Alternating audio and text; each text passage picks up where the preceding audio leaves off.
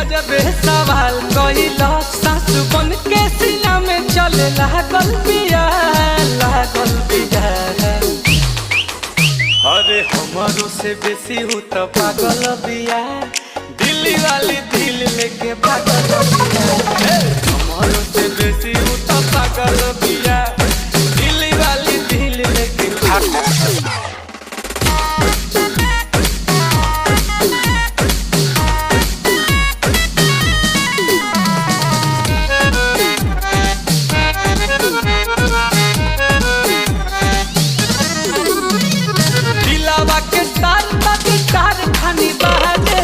मन कर चल जाही आज